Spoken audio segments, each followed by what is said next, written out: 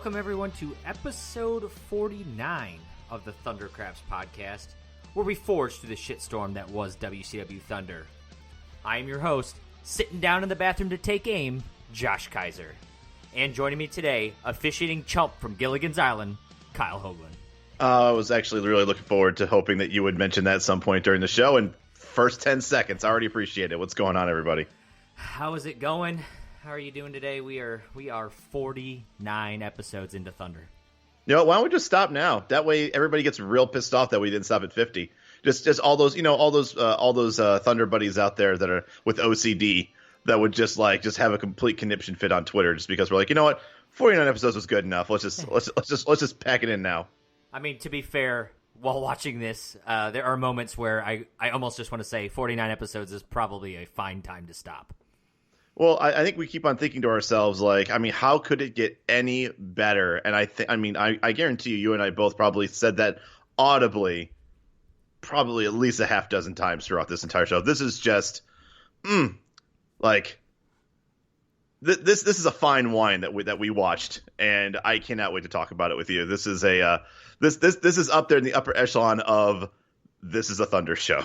This is a Thunder show, but I feel like it's one of those Thunder shows that, sometimes it happens and it's like, I just felt like I watched a house show, just, some random matches here and there, nothing really to talk about, nothing good, nothing bad. It was just it was like a show that, like a show you went to at your local arena that a few of the stars showed up for, and by stars I mean like mid-card guys.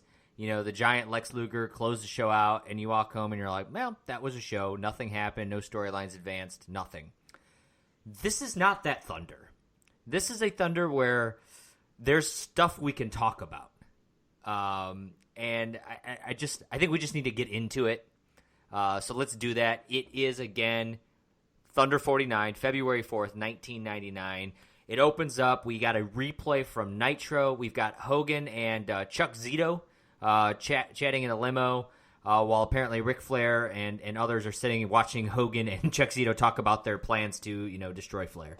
Which is just the most ridiculous storyline of just hey, how are we getting this closed circuit television feed of these guys talking about their plan to stalk my son? I mean, first of all, how convenient is that for Ric Flair? And secondly, how dumb is it of Hogan and Zito to be like, oh, you know what, we probably shouldn't be talking about this on this camera. And the guy just Chuck puts his hat on the camera all right, it's over, therefore we can close this off. It's just it's ridiculous. It's classic Saturday morning cartoon wrestling, though. It absolutely is. After that, though, we do move into the show. We are live from Providence, Rhode Island. And we find out tonight that we've got two big tag team tournament matches, Kyle. So at least we've got that to look forward to. We've got Tony Schiavone, Bobby Heenan, and Mike Tenay, of course, back. So no Lee Marshall. I think his days on Thunder are gone. And the commentary team, of course, discussing Chuck Zito and Hogan. And, of course, Hogan and Flair at Super Brawl, the match that everybody's been talking about and waiting for years and years and years. And by years, and I love that when Tenay was talking about, this is a match that we've been anticipating for ages. They literally wrestled, not even 2 years ago for the title, guys. Come on. This is hyperbole at its finest, where it's all you have to do is just – it's recent past the last time they fought. It's not like it was the first time they fought and – it was sometimes where they try to promote a match that happened on WWF 2 years ago and it's never happened on WCW. No, it's not the case here at all. But anyways, we do cut to the back because Arn Anderson has a phone call. We find Arn talking to himself, but he's talking to Ric Flair on the other line. You assume he is asking about David Flair because apparently David Flair was kidnapped or missing at the end of Nitro, and it sounds like he's fine. And but Arn still thinks that something stinks and that he's gonna fly out of town first thing in the morning. So there you go. So if the first thing you always do with Arn Anderson is that if he's got a hunch, you follow it. That dude is sharp as a tack. Yes. We do move into our opening bout after this. Scotty Riggs and Chris Jericho. We do get our first sign of the night. We actually had a few signs tonight, so that's good to see in Providence. And it says I 666 pentagram sign, bun, upside down cross, Bischoff. Yep, I had no idea what the fuck that meant.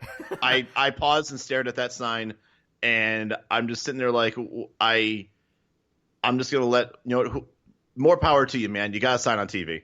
And if you're a Satanist out there and you're a listener of ours, please, let me know if there's a translation there that I'm unfamiliar with. But in my Christian upbringing, I was not explained what all of that means with Bischoff's name. But and in my non-Christian upbringing, I also do not know what that means. After this, we do get an NWO limo shot. It's Bryan Adams, Stevie Ray, and Horace. They're all laughing about Vince and how Vince apparently, where does he think he's heading next? The World Championship, and they get a good chuckle about that. So you can see the B team already highlighting their distrust and feelings towards Vincent. That said, as far as the match between Jericho and Riggs, Jericho starts out by sending Ralphus back to the entrance ramp. He's going to get on the microphone while Riggs is doing his best Shawn Michaels impression, laying on the top rope over like over the turnbuckle. We also notice at this point that Riggs can see, no longer wearing the patch, Kyle. And how about their reason for that? Oh, it was the best one. Oh yeah, when he was in the flock, Raven just didn't let him go see a doctor. That's just classic. We now know that Raven was a holistic medicine type of dude. That's all it was. And of course, they're talking about the success of all the flock members since they've left the flock. And I don't believe outside of Kidman, any of them have had any success. But hello, Horace Hogan is in the tag tournament. That's true. Unfortunately, Scotty Riggs is not. And as for this match, it's actually an entertaining, I thought, match. Back and forth, between the two. At one point, David Pinzer is going to be thrown off a chair by Jericho. So that Jericho-Pinzer feud is still hot here in 99.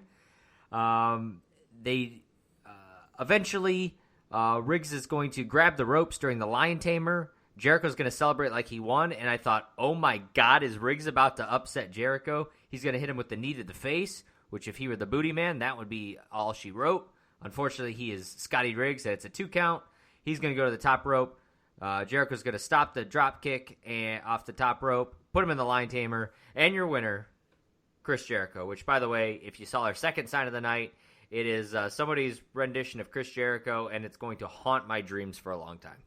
It is guaranteed to be the artwork, and you'll see it on Twitter. So I would love to have a discussion about where this – once this post – it's actually a well-done poster by an artist. And I'm curious, it's Chris Jericho. Like if you're a wrestling fan and I showed you that picture, you'd say it's Chris Jericho. It's not like that Goldberg poster from like 2 months ago. No, it's not that. But this is unsettling. It's unsettling for some reason to me, and it's like it looks like it's somewhere between GameCube and Nintendo Wii-like graphics of Chris Jericho, and his face is just it makes me feel weird. It's almost like the painting from Ghostbusters 2. Dude, I was going to say that. I'm like, it's like Drago. Yes, it's just something about it. I feel like it's staring into my soul.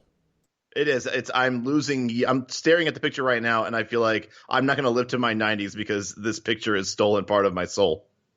That it did. As for the match, I think it stole the show, as I gave it 2.5 stars. I did think it was a nice opening for Thunder.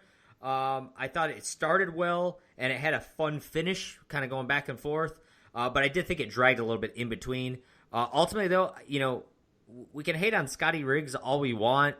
I do think Scotty Riggs is a good enhancement talent for some of these, for a lot of the roster, and I think he helps and showcase Jericho in this match.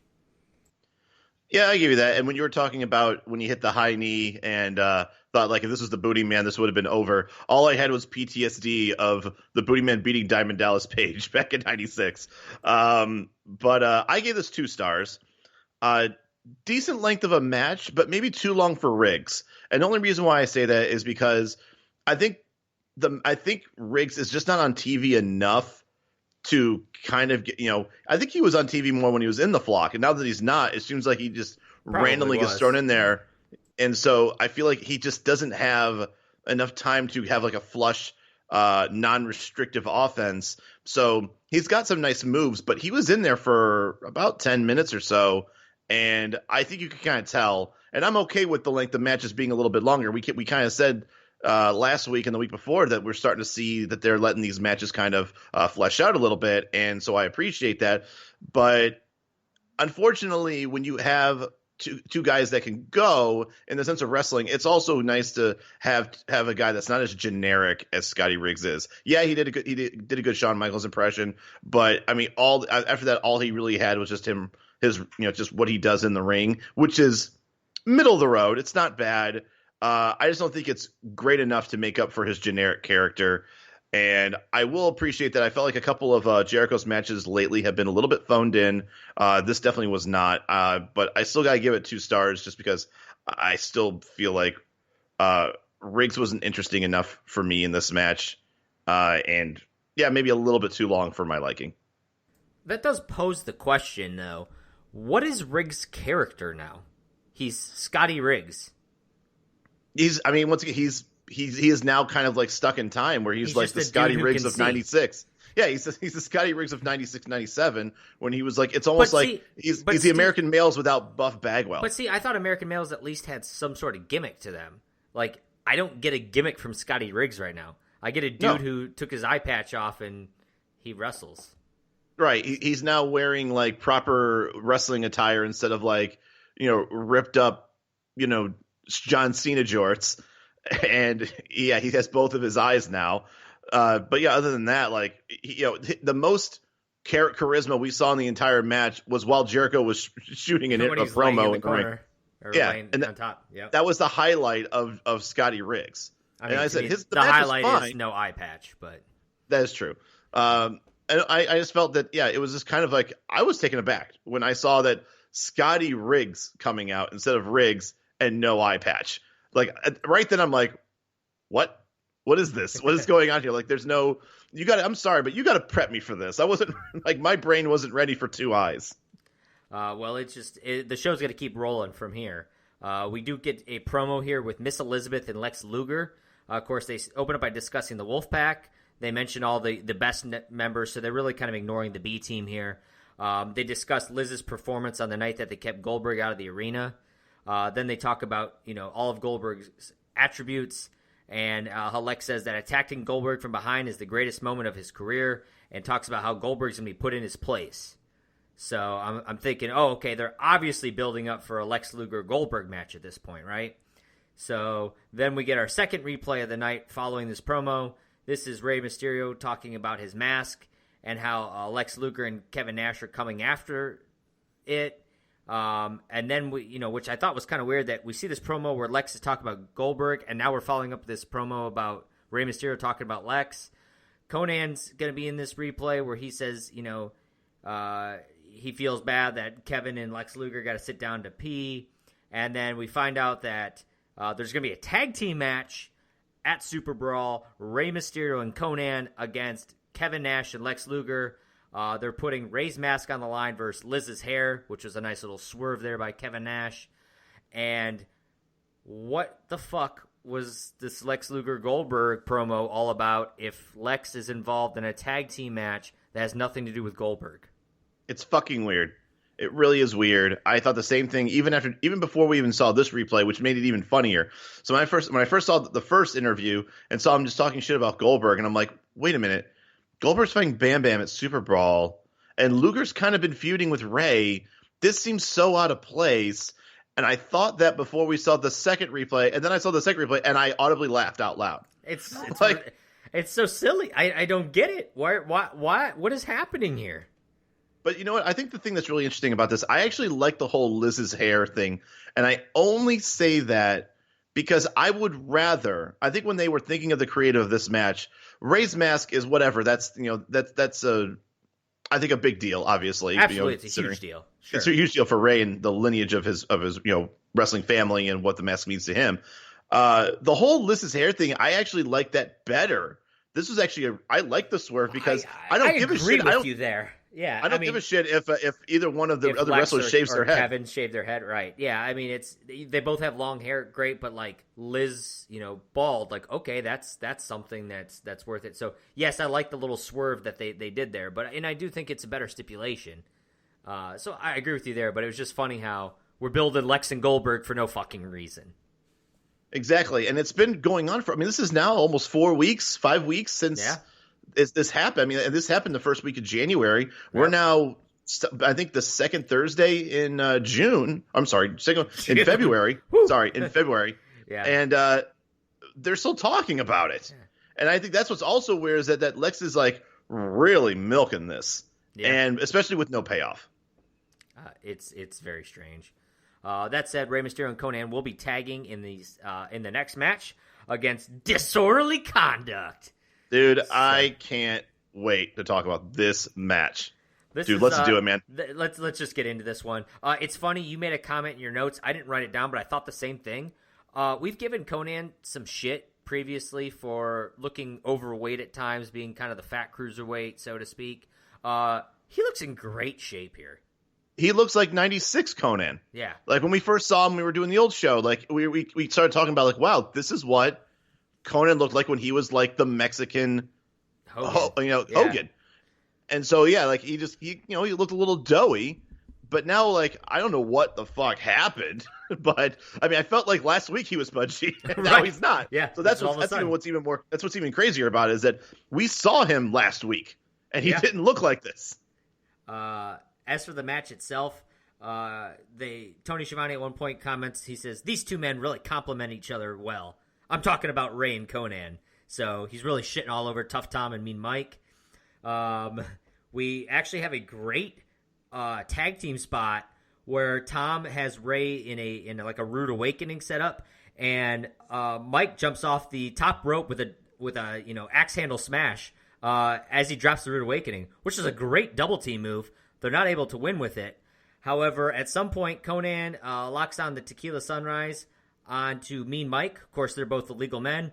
Rey's going to springboard over Konnan, which is a great way to prevent the the pin break or the submission break by Tom. He's going to Hurricanrana him. He's going to then pin him. The ref's going to count 3, and for some reason, Rey is going to get him the win with the pin on the guy who's not legal in the match with the guy who is also not legal in the match. I gave it a star and a quarter because I think they showcased Rey and Konnan, and the crowd is hot for them as a tag team. But what the fuck was that ending? To me, a star and a quarter is you gave your overall review was 75% complimentary. You just said what the fuck at the end of it. So because that ending is absurd. Look, nobody shits on the way tag matches just fall apart than I do. Okay, and I gave this a 2 and a quarter because I was shocked when I saw this rating from you. Yeah, I know. I think the reason why is I guess a couple of things. One, like you said, crowd. There was no part in this night where the crowd was more into it. This show moving forward, the crowd just dies. So first of all, it wasn't a bad match. The fact that I'm actually going to say, holy shit. Fine Disorderly Conduct squash match to enhance, but it wasn't a squash. It wasn't even a squash. Disorderly Conduct looked like they belonged there for a couple of minutes. I understand that we know who's going to win. I'm not saying that's not a squash in that regard. No one walked in there thinking Disorderly Conduct was going to walk out with a victory. But what I'm saying is that we've seen. but here's the thing: this is the best we've ever seen Disorderly Conduct in singles or tag team action. Mean, that's fair, but the bar is really low when you're saying that. I get that, but once again, it's the whole playing the story of Rey just being tougher than Tough Tom, kicking out of these big hits because they were giving him the business. Mean Mike. But really, I mean, Rey and Konnan actually have a really good tag team dynamic where Rey's going to have that face in peril. And he's got great, obviously he's a great move set. He's got great speed, agility, all the works, all the jaw-dropping offense. And Konnan is the equivalent of the guy who gets that hot tag and clears house and pulls off the win. They're perfect for each other, and it's a shame they're not in the tag tournament. I thought the same thing. After this match, I'm like, I kind of wish this was a tag team tournament matchup. obviously Conan and Ray in probably a higher profile match at Super Brawl with the hair versus mask with Nash and Luger. Sure. But still, after you've seen that, you're like, man, I really kind of wish I see him in this tag team. They'd be good tag team champions together. Yep. No, and I definitely agree. Like I said, the only reason why I had to give this some better credit is because I actually did like this match more from an entertainment standpoint than Jericho Riggs. Maybe because it was a little bit shorter, and I don't even disagree necessarily with that. It was just the ending. I couldn't do it. And once again, I think it was comical enough where when it actually happened, I was just like sitting there like, you know what it did? What it was supposed to make it look like is that it was like a complete squash. Like they looked hot because not only did they have one person in the tequila and the other person was being pinned by the Hurricane Rana. It's like that classic double pin or whatever. But that's just it. If they were both pinning, and then you could say, okay, at least he's counting, Conan's pin. But Conan is the legal man. Conan is putting the submission on, and he counts the 3 count for the win. But are you really going to take that part of it and knock it down a potential whole star, an entire star? Yes, I am. That's what I'm doing. All right. I'll give it to you. I'll agree to disagree. Tough Tom deserves better than to lose this match by pinfall when he wasn't even the legal man. I'm just saying this might be one of the lowest ratings you've given a match, and it really wasn't a bad match. You just didn't like the ending, which I get. But I'm just saying, a star and a quarter, man, that's a type of rating that if Tough Tom and Mean Mike, were listening to this podcast, and I know that they are, like, I feel like that's really going to open the floodgates for a lot of hate mail from a lot of disorderly conduct fans. So I hope you're ready for that. I hope you're ready to take on that evil. Bring it on, disorderly conduct fans. That's what I say. All right. After the match, we get a shot of Vince showing up in his own limo. Stevie Ray and the rest of the B Squad are sitting there irritated with him, and Vince lets us know that Hollywood's set for a limo for being in control of the B Squad. First of all, who gets a limo by themselves? Right? That's the only part of this. When I saw that another limo comes up, I'm like, there is nothing about this that makes sense if only Vincent/Vince is going to be the only guy coming out of that limo. And then as soon as I saw that it was Vincent, I'm like, this is stupid. This is so fucking stupid. I don't care. Let him get a nice car, like a chauffeured car, like a Cadillac or something. But a limo, that's a bit. Hogan wouldn't even probably go into a limo by himself. Yeah, you're right. But whatever. This is what happened. Vince does his own rules. We then move into another segment with the B Squad. Stevie Ray is pep talking Horace and Bryan Adams. Of course, they're in tag team tournament continues tonight. They're going to be facing Ming and the Barbarian.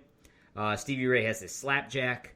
Vince is then going to show up, and he comes in to pump them up, and basically tell Horace and Bryan Adams, you guys got this tonight. None of Stevie Ray, Horace, and Bryan Adams don't want anything to do with Vince. They kind of just blow him off and walk out. And Vince says he's in charge, and Bryan Adams comes back with, "Your mama's in charge." Dude, boom. Bryan Adams, I think that's the first time I've seen charisma coming out of his mouth. It might be the first time he's talked, and it's with a "yo mama" joke. Dude, it's right up there with Chris Benoit telling him to talk to the hand. It's up there with one of the best one-liners I've ever heard while we're talking about this show. Oh, it's great.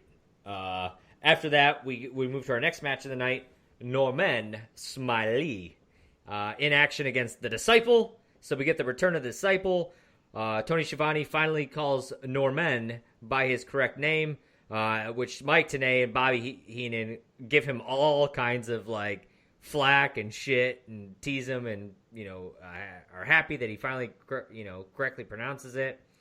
We then kind of see that Norman Smiley is turning babyface. I think we talked about it last week. I think it was where he's starting to get the babyface reaction, and he's kind of wrestling like a babyface. Well, now the commentary team talking about how he's gaining quite a following because of the big wiggle. So you start to assume that okay, they're turning him face. We do find out from Schiavone that the Disciple's a much better wrestler now that he's left Hollywood Shadow. I call bullshit on that, but you know what? We'll let Schiavone say what he needs to say here. Tenay's going to admit that he gets excited for the big wiggle, and Norman Smiley's going to tease it for a few minutes. Eventually, it's big wiggle time, and Mike Tenay's going to say that it is cooler than the Dirty Bird. Eventually, Norman is going to win with the Norman Conquest. I gave the match a star and 3/4. I think Norman Smiley is entertaining, but that's about everything I can say about this match, because you notice I really didn't call anything in relation to the match itself.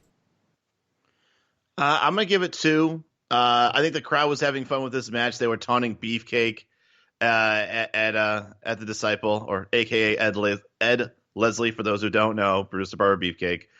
The Disciple is not looking as much in shape as what I remember. I think I remember when he first came as the Disciple, the dude almost had an 8-pack. I mean, that dude was chiseled. He is not, now that he's not much on TV anymore, I feel like he's not as motivated to go to the gym. He's a little rounder. He's a little rounder than what I remembered last time we saw the Disciple. He sucks. He's just not good in the ring. There's nothing really in this match. No better way good. to put it. I mean, and that's I try to find Hall of Famer Ed Leslie now. Yes, it is. It is. But I think he's more of a Hall of Famer because of Hogan. But I was kind of confused. Like, okay, last time I saw Disciple was a face. Now he's a heel.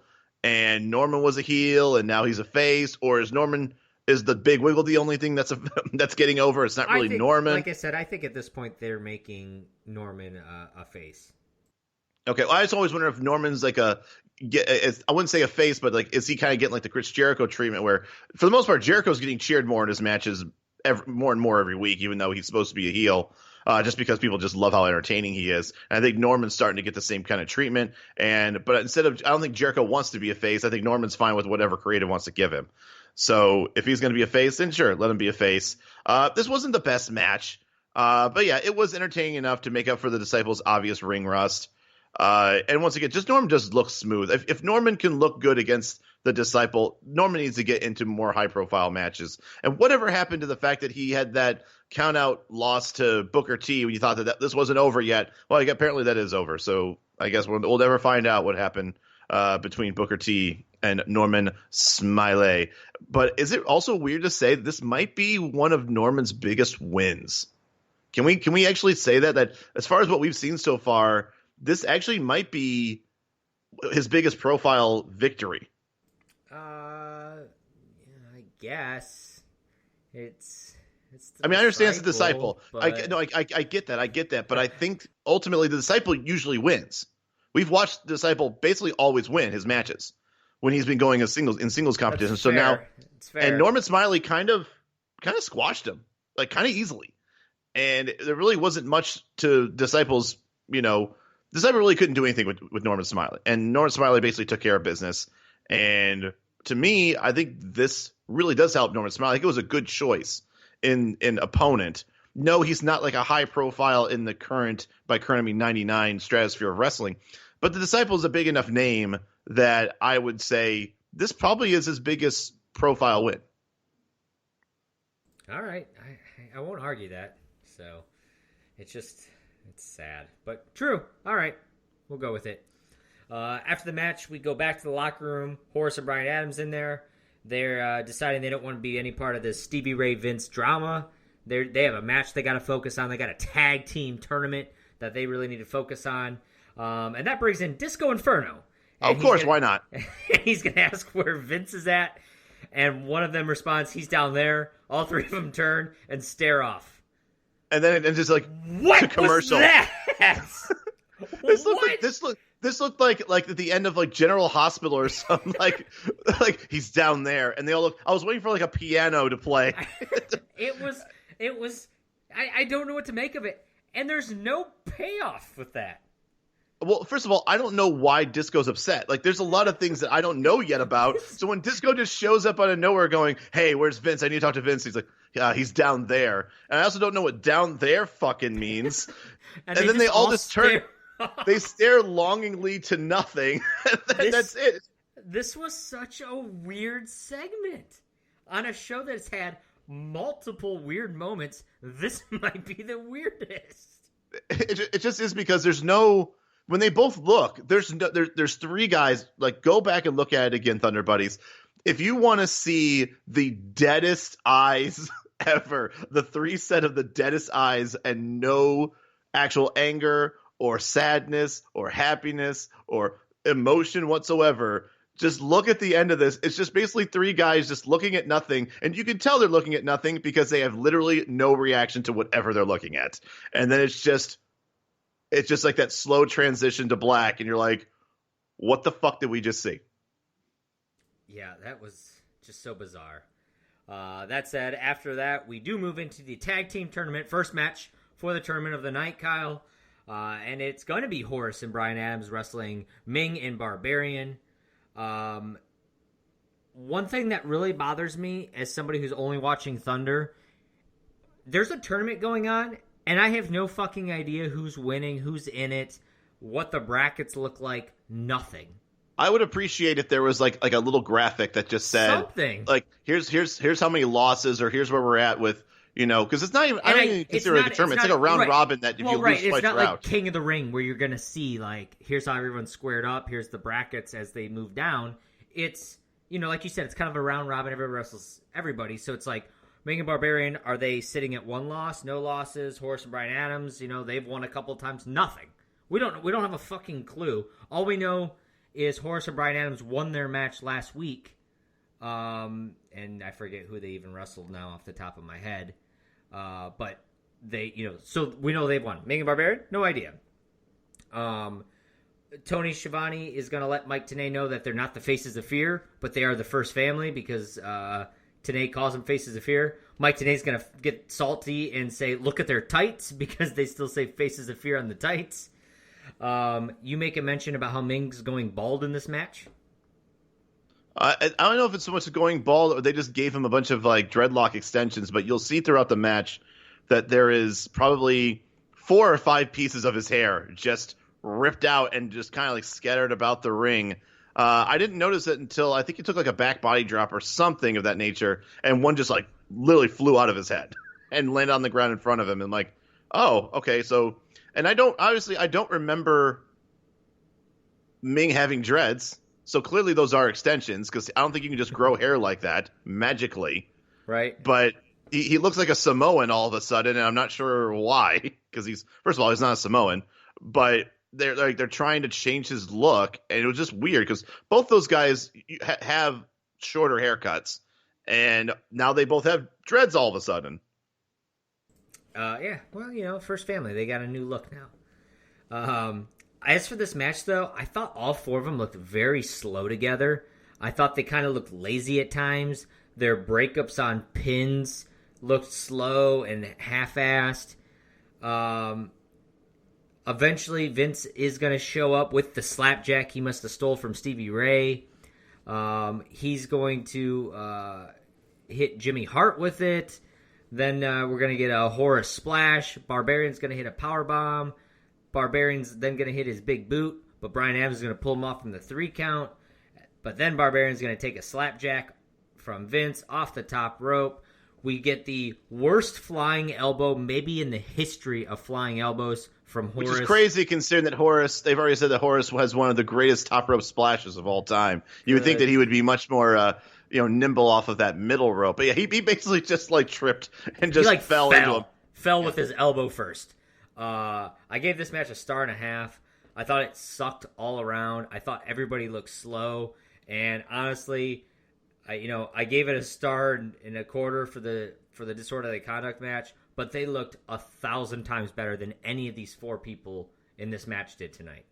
Yeah, so how dare you rate it higher? That's on you. Disorderly conduct members, I'm sorry, disorderly conduct fans, I totally understand it. If I got to look for a new partner in this because something happens to my boy Kaiser here, if he's found dismembered in a ditch, because once again, that's a lot of tough and mean guys who are fans of disorderly conduct. So I'm just saying, dude, be careful. I gave this a 1.75 stars. Whoever's idea it was to put these 4 out there for just shy of a 17-minute match needs to be dragged out onto the lawn and beaten to death. Like, there's hardly reasons for a 17-minute match for television in fucking general, let alone putting these 4 guys together. This match would have been just as shitty if it was 3 minutes long. and yet you put it at 17 minutes long. I get it. Jimmy Hart, you need to be on TV for a little bit. I understand. Get yourself out there. You probably got a bigger paycheck for it. And to end it with that shit ending didn't make matters any better. I almost gave this a 1.5 stars. I still got to give credit for the guys. They tried real hard to make this a pay-per-view style match out there for a dumpster fire that it was going to be. Like, I don't want to. If they said, "Hey, you got 17 minutes," which I'm sure all 4 of them looked at each other, individually and was like, "Okay." Like, I don't think any of them wanted to go out there for 17 minutes. I think they all are smart enough. Okay, 3 out of the 4 of them are smart enough to know that that's just not their style, is to go have a 17-minute tag match. Not a single one of those should be in a 17-minute match. It's also kind of a shame, too, that it's all this promoting of Ming and the Barbarian, and I don't think we've seen them win once. They've been in 2 matches. One was thrown out because of the NWO, and they got tasered a bunch. And then the second one is this one, where you have this, like, one of the biggest time sinks in live television history, and it ends up in a loss or it ends up with them losing. So I don't know. Like, I feel bad for them. They're knowing they had to be out there for 17 goddamn minutes. Yeah, it was just rough all around. After that, we get Stevie Ray, who's looking for his slapjack, continuing to be angry at Vince. We then have the commentary team discussing Ric Flair and how even despite Bret Hart being injured, he's going to have to wrestle and defend that United States Championship. And apparently it was supposed to be Bret Hart versus Chris Benoit for the title, but instead it's Scott Hall. And then that's when we get our third replay of the night. We find Ric Flair making that match of Hart versus Benoit for the title. But then Scott Hall is going to come out on the mic and say Benoit doesn't have the guts to prove that he should be the number 1 contender. Then we have Mongo. We start showing the match between Hall and Benoit, where they're wrestling for that number 1 contendership. Mongo's going to get involved. Disco's going to get beat up by him and by Mongo and Arn Anderson, preventing him from interfering in the match. Benoit's going to hit the flying headbutt, but then Nash is going to come in, distract Benoit. This is going to lead to a top rope outsider's edge from Hall. He's going to be your winner, so now that is how he became number 1 contender. We then come back from commercial, and we get our 4th replay of the night, and we get a Goldberg promo where he's trashing Bam Bam Bigelow, and we find out that Bam Bam is only one thing. He's next. So before we move forward to the next, yes. There's a lot to digest there. The next chart busting fucking match on Thunder. Do you find it strange that, first of all, Benoit's a 4 horseman, right? He's on the good graces of the president, Ric Flair. He gets a U.S. title match, the second most prestigious title, and I'm saying that with a smile on my face, in the company. Scott Hall just comes out and just talks trash. And yet Ric Flair, Benoit already has the match. He's been given a number 1 contendership, and all that had to happen was nothing, and he still would have it. And instead, I feel like Flair screwed over his own dude and just said, all right, fine, Benoit was already number 1 contender, but guess what? I'm going to take it away from him, and we're going to have this match instead. Hey, that's what the baby faces do. And now Benoit doesn't have it. It's like, it's fine, have the match, and just as a grudge, but Flair, come on, man, you should know better. Let's just be honest. He got hoodwinked. He got hoodwinked by Scott Hall. He just went in there, talked some garbage, get himself a title match. And second of all, don't you find that this booking of Scott Hall versus Bret Hart is kind of a weird booking? If that's what actually ends up happening at Super Brawl, which I don't want to be the guy that talks ahead. It's not what happens. But from what we know right now, it's Bret Hart, who for the most part has been a liaison for the NWO since turning heel. I know things have been a little bit weird with the whole Wolfpack Elite and the B team shit. I think he's kind of, stepped away from that. I know he's been kind of nursing an injury as well, so he really hasn't been on TV much. But since last we checked, he's been an enemy of, been on the side of Hogan, and now Hogan sided with, Nash and Hall and all of them. So he's supposed to be kind of in cahoots with these guys.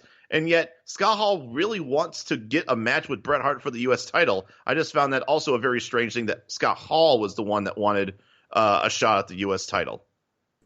Yeah, the whole Bret Hart ordeal is so strange to me. I don't know where his allegiance lies, where he's supposed to be at this point. But yeah, it does seem very strange.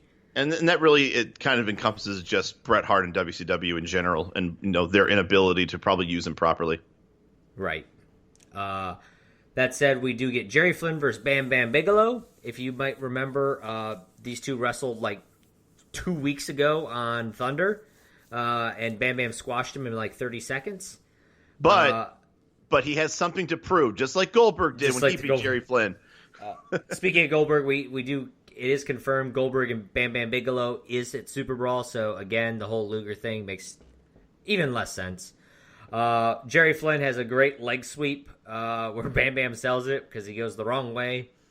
The match goes on longer than it should have based on the squash match last time. Bam Bam, of course, is going to win with Greetings from Asbury Park. And I got to be honest, I spent most of my time surfing on the phone during this match because I was not interested whatsoever. Yep. There's going to be a match later on that I did the same thing for. Wasn't this one, though. I also gave it a star and 3/4. It was meh. It was longer than their last match. It really doesn't make Bam Bam look that great, though, not just squashing the hell out of Flynn again. He's got a match with Goldberg coming up, and he's making Jerry Flynn, and I get it. We've talked about Bam Bam being a consummate professional and, kind of like a Lex Luger, where no matter who you're with, it's kind of, even if the guy is an enhancement talent, you still want to let him get his moves in and at least make him look like he deserves, like they're in like a federation where even the enhancement talent are talented. You know what I mean? You just don't want a bunch, someone just go in there and just like destroy a fucking jabroni in 10 seconds. But the problem is he's already done that with Jerry Flynn, so it makes sense if he just does it again. Right. He's fighting Goldberg, and yet he's having these like 6.5 minute long matches with Jerry Flynn. I'm sorry, man. Like, I'm not convinced that Bam Bam is even remotely in the same echelon as Bam Bam going into Super Brawl. Yeah, I don't disagree with you at all there. After the match, we go to the back. Vince is basically being choked out by Stevie Ray in the bathroom. He's eventually going to get pulled off by the NWO. And then we go to our fourth replay of the night. Hold on a second. You totally missed the fact that Disco Inferno also got his licks in on Vince. That's true. Disco was part of that attack. Which he yells like, "You set me up, you set me up," and I have no idea what the fuck that means either. So I don't get it. I'm trying to understand. At this point in the show, I'm still trying to figure out why Disco doesn't like Vince either. And there's no explanation of it. No one felt like it was important to be like, hey, you might be wondering why Disco is just randomly kicking the shit out of Vince as well. Well, fuck off. We do get then our fourth replay of the night. Scott Steiner, he throws Kimberly down during the Nitro Girls warm-ups. DDP then goes in the Wolfpack locker room.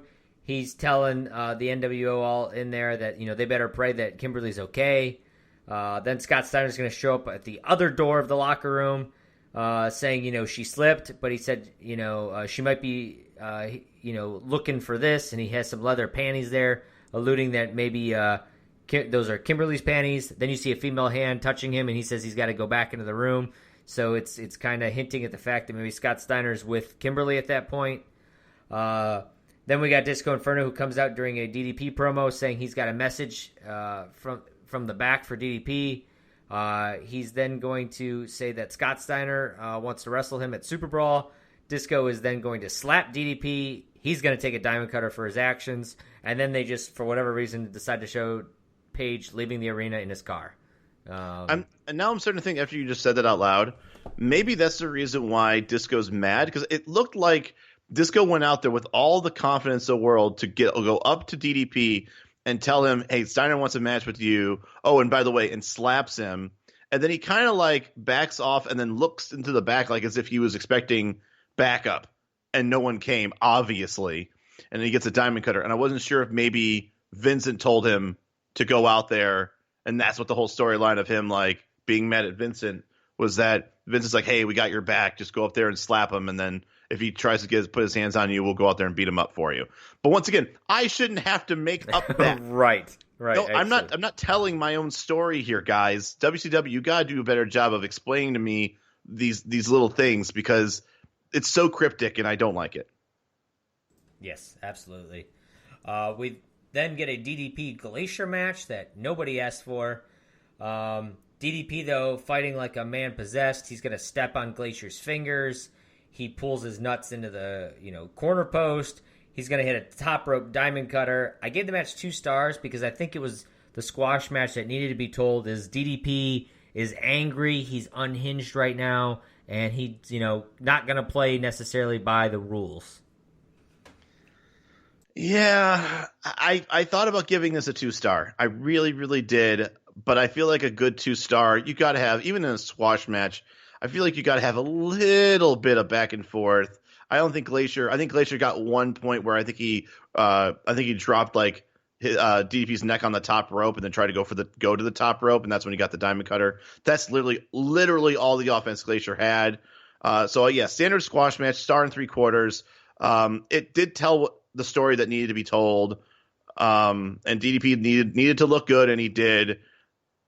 I don't want to say anymore that I feel bad for Glacier because I think Glacier now understands this is what he is now. He jobbed to Mike Enos last week, and now here he is taking the good squash from an even bigger talent. So at the very least, he's at least squashing 2 bigger stars. Yeah, I suppose. We then move to our main event of the night, Kyle. It's the next tag team tournament matchup. Mike Enos and Bobby Duncombe Jr. The same Bobby Duncombe Jr. that last week you gave me all kinds of shit for because I said he got buried on television when Kevin Nash pinned him with his foot. He's now wrestling in the main event with Mike Enos. He did it. He's here. Wrestling Curt Hennig and Barry Windham. Who did? This is I your wasn't even main aware event. he was on this. I didn't even know they were tagging. By the way, I wanted to get back in and let you know Horace and Brian Adams beat Kidman and Chavo Guerrero Jr.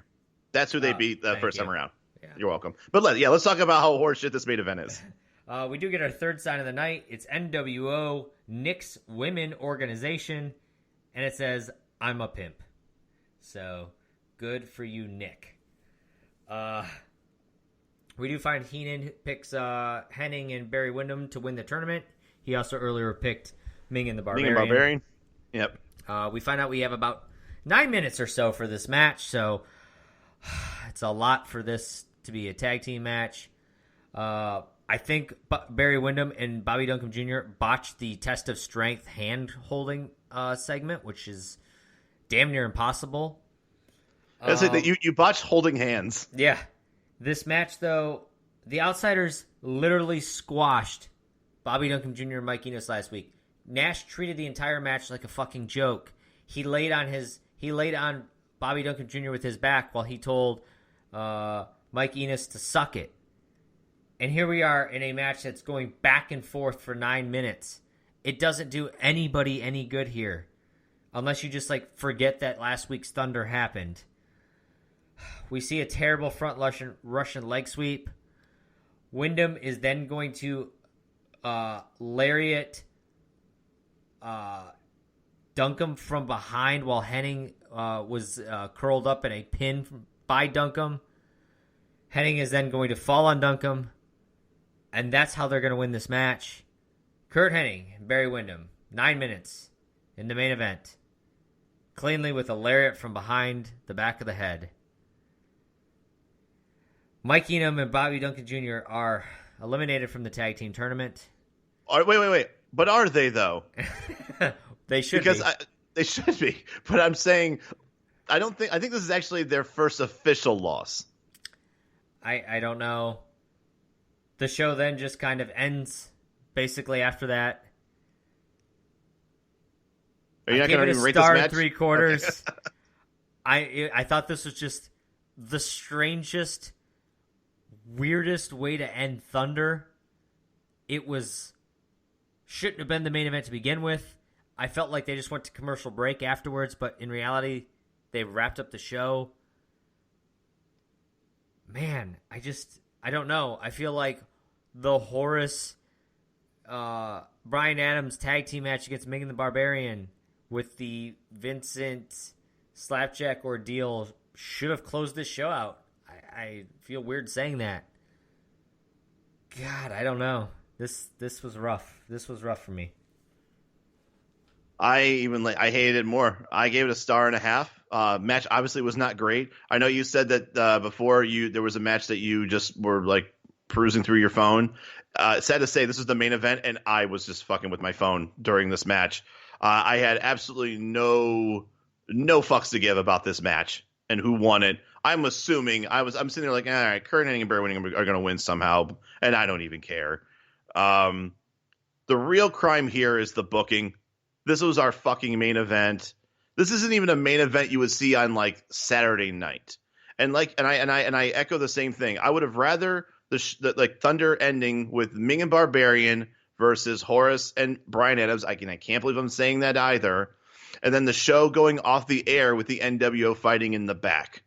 That would have been an okay way to end the show with some sort of thing to think about and be like, oh, wow, yeah, there's a dissension. Like, you gave these four guys 10 minutes. I remember back in the day when Michael Buffer, God forbid if Michael Buffer announced this shit show of a match. But this was back, I mean, remember when DDP versus Raven, Lex Luger versus the Giants? You had Hall of Famers still wrestling, Sting versus Macho Man. Like, you had bona fide stars in any aspect. We're talking Mike Enos, who gives – look, I like Mike Enos just as much as anybody, which is not at all. And Bobby Duncombe Jr., who Mike is just Enos fan club can send your hate mails and hate tweets to @HoagieBoom on Twitter. Thanks. And Bobby Duncombe Jr., I mean, that dude's been buried countless times. He's been buried no on top fan of club buried. for Bobby Duncombe Jr. Yeah. But you have Barry Windham, who's a washed-up wrestler from the 80s, and Kurt Hennig, God forbid, God rest his soul. I love the guy, but 1999 is not his peak, obviously, either. And he's in a tag match with a washed-up, ex-Four Horsemen. And you're gonna try and package this as the main event, the thing that we are waiting 2 hours. It's a 2-hour show. We're waiting 2 hours for this. There is no redeeming quality to presenting this as your capstone for the show, and there's no excuse. So the match was whatever it was. I think it's what Mike Enos, Bobby Duncombe Jr., Kurt Hennig, and Barry Windham were going to offer us. But I rate it low because this was just a travesty of booking. Yes, it was, and that was our show. I feel like everybody knows what we thought about it, but why don't you go and summarize your feelings on Thunder 49? There weren't a lot of good moments on the show. I felt that the beginning of the show started out okay. Like I think right after, and I can't believe I'm saying this, when the show crescendoed at Disorderly Conduct and Ray and Conan, it only got worse the rest of the night, in my opinion. I appreciate the matches going long, but you have to understand who's in the ring to justify the time. I loved Norman Smiley taking out the trash in the Disciple. The Jericho match didn't look phoned in, so I was fine with that. And I can't believe I'm saying this, but Disorderly Conduct looked half decent in a loss. I think the structure of the show was fine. I ultimately didn't hate the matches as far as who was in the matches. If they were to shorten both tag matches a little bit, and by Ming and Barbarian, that was much more, put them at the end of the show and end it with the drama of the NWO and Disco Inferno, where the fuck that is, I think I would have actually had much more positive things to say. But probably the last 30 minutes of this show were very few things that were redeemable. And that's what, it's one of those things where you can have an okay show, but if the last 20 to 30 minutes aren't good, I'm going to overall that's going to be that bad taste in your mouth that I'm going to remember. And so overall, I can't say that this was a good Thunder in any way, shape, or form, even though it's a shame because there were some nice qualities, but it was so far back in the card that I can barely remember them. Yes, and that's really what it is. And I will say, I mean, we both didn't like the Thunder. The matches for the most part were not that entertaining, It was booked all over the place. It should have been changed, could have been formatted a lot better. And the tag team tournament, I don't even know what to expect anymore. I have to assume Horace and Bryan Adams are going to make the finals. But is it going to be Horace and Bryan Adams against who? I mean, Nash and Hall, or Nash is in a tag team match on the car at Super Brawl, so you assume and Scott Hall's currently in a United States title match. So I don't know what's going to happen there. I'm not sure what's it all going to happen with the tag team titles. I don't even know if it fucking matters. But at least I can say one thing about this Thunder, and it's probably something I have not been able to say in a while. I was entertained in a way that, from a wrestling standpoint, from producing a show, it's not a way that they'll want to entertain me. But when you're reviewing a podcast, when you have a podcast reviewing a show from 20 years ago, this is the kind of episode I need to watch. It's kind of like if you're like watching a NASCAR event and there was like a big like car accident, and then one of the car drivers like gets out of the car to get out of the hubbub, and for some reason his dick's out. Like there's something like this. Like it sucks. Nobody likes to see crashes, and I only say that because yes, we do. If you're not a real NASCAR fan, but if you're not, if you're watching it, you don't like to see people like get into wrecks. So you talk about, oh wow, that was a bad showing of racing, but then the last thing you're going to remember is, oh god, that driver had his dick out, and we saw it on live TV. Now it's something to laugh at and make fun of, and that it's like it's entertainment for the sake of that. It's embarrassingly bad, but it gets so bad that it turns around to being entertaining again. Yeah, I'll go with that. I don't know if I would have necessarily. You can word it how you wanted to word it. Okay? I don't know if I would have described this show as NASCAR driver gets in a crash and has his dick out, but sure, we can go with that.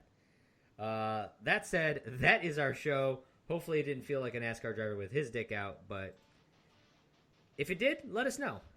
Don't forget to like, subscribe, review the show on whatever podcast listening device you use. You can always follow us on social media, Facebook, Twitter, all of that. Maybe we will tweet out that soul-sucking, staring photo that is Chris Jericho. And then, of course, go to thundercraps.com for all of our previous 49 episodes. And that said, the big 5-0, the half century next week, Kyle. Thunder 50, February 11th, 1999. We'll watch it, and we'll be back here next week to review it. So for Kyle Hogan, I am Josh Kaiser, and we will see you next time on the Thundercraps podcast. We are yo mama. I can't even say it. We are yo mama Ingley out of time. See ya. Fucking Bryan Adams.